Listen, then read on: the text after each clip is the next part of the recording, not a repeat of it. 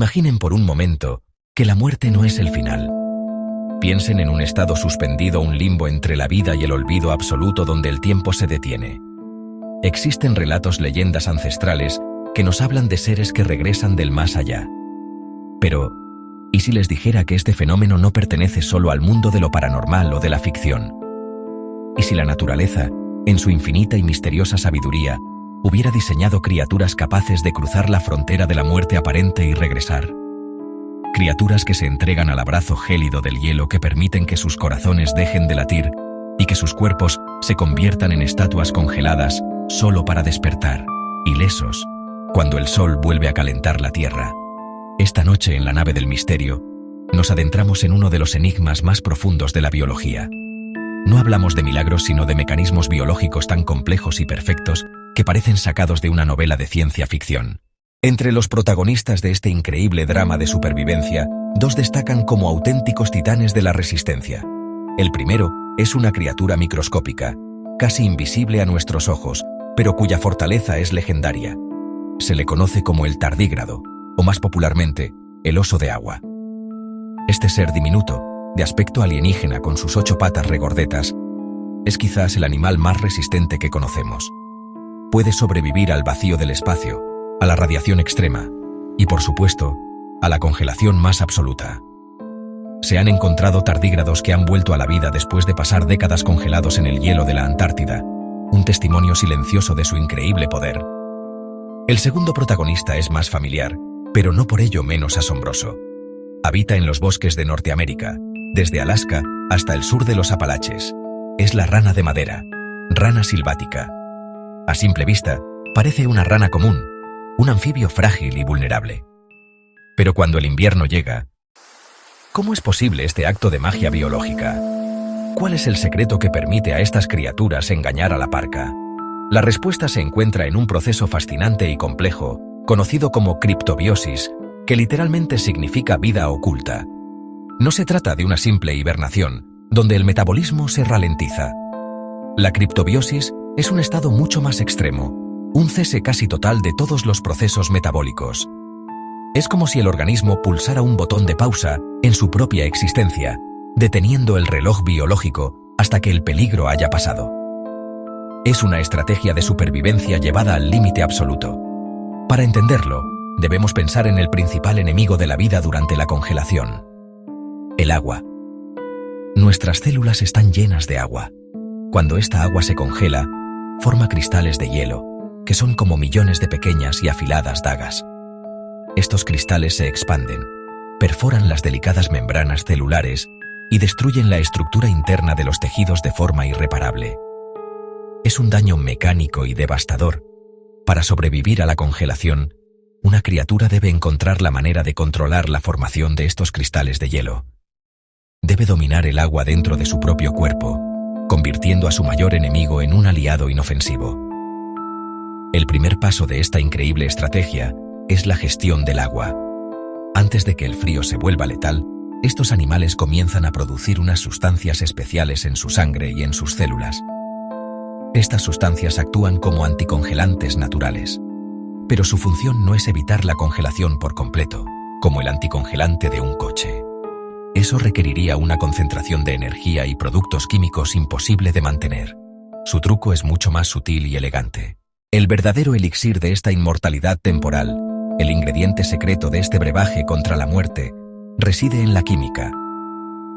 Justo cuando el frío anuncia su llegada, el cuerpo de la rana de madera sufre una transformación radical. Su hígado comienza a trabajar a un ritmo frenético, convirtiendo enormes cantidades de glucógeno almacenado en glucosa, es decir, en azúcar. En cuestión de horas, los niveles de glucosa en su sangre se disparan, hasta alcanzar concentraciones que serían letales para un ser humano, provocando un coma diabético instantáneo. Pero para la rana, este torrente de azúcar es su salvación, el escudo que la protegerá del abrazo mortal del hielo que se avecina. Esta enorme concentración de glucosa inunda cada una de las células del cuerpo de la rana. El azúcar se disuelve en el agua intracelular, creando una especie de jarabe espeso. Esta solución tiene un punto de congelación mucho más bajo que el del agua pura. Además, y esto es crucial, aumenta la viscosidad del citoplasma, dificultando enormemente el movimiento de las moléculas de agua e impidiendo que se organicen para formar los temidos cristales de hielo. La célula no se congela, sino que entra en un estado vitrificado, similar al vidrio. Se vuelve sólida, pero sin la estructura cristalina destructiva. Estas habilidades extraordinarias no surgen en el vacío. Son la respuesta directa y necesaria a los desafíos de los entornos más implacables. El hábitat no es un telón de fondo. Es la forja de su supervivencia. La rana de madera vive en bosques boreales y en zonas templadas de Norteamérica. Allí los inviernos son largos y crueles. Las temperaturas pueden quedar bajo 0 meses. Para un anfibio de sangre fría, cuya temperatura depende del ambiente, esto es una sentencia de muerte. No generan su propio calor y no siempre pueden esconderse bajo tierra. La evolución encontró otra solución. En vez de luchar contra el frío, la rana aprendió a aceptarlo e incorporarlo a su ciclo vital. Su capacidad de congelarse y revivir no es un capricho, es una necesidad. Le permite vivir donde otros no pueden. Al contemplar estas proezas de la naturaleza, ¿por qué nosotros no podemos hacer lo mismo? ¿Por qué el ser humano, el autoproclamado pináculo de la evolución, es tan increíblemente frágil ante el frío? La respuesta reside en nuestra propia biología, en nuestra complejidad y, sobre todo, en nuestra composición a base de agua.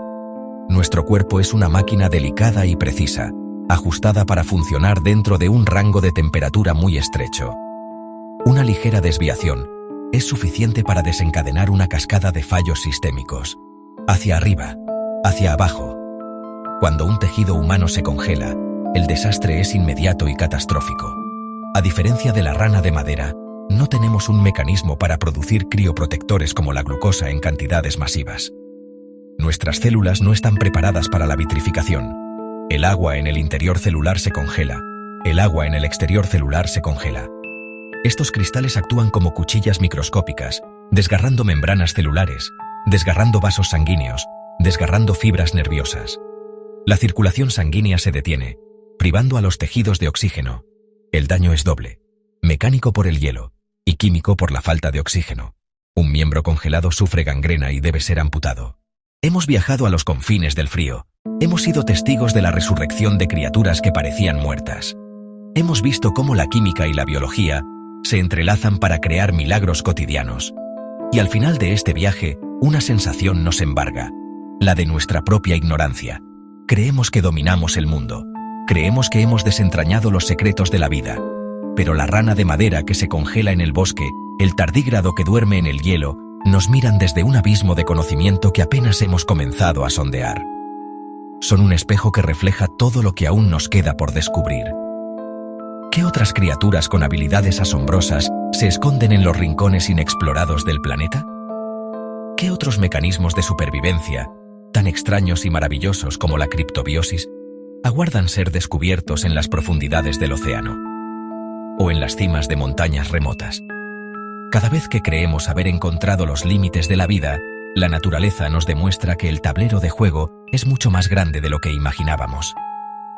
Estas criaturas nos enseñan que las reglas que damos por sentadas no son universales. Son solo las reglas de nuestro pequeño rincón del universo biológico.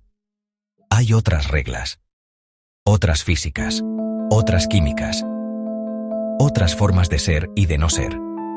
Y que el universo está lleno de misterios que nos llaman, susurrando desde el umbral de lo desconocido.